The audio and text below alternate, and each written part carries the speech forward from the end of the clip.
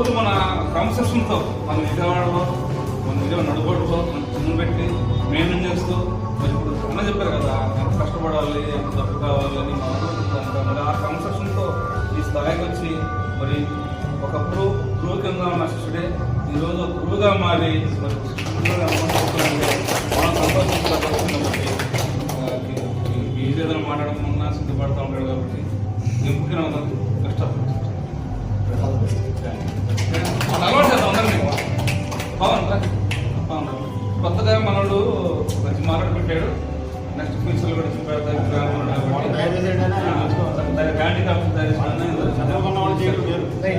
గొప్ప విషయం. ఇది కూడా సజెషన్ ఉంటే చెప్పండి, ఓపెన్గా చెప్పండి.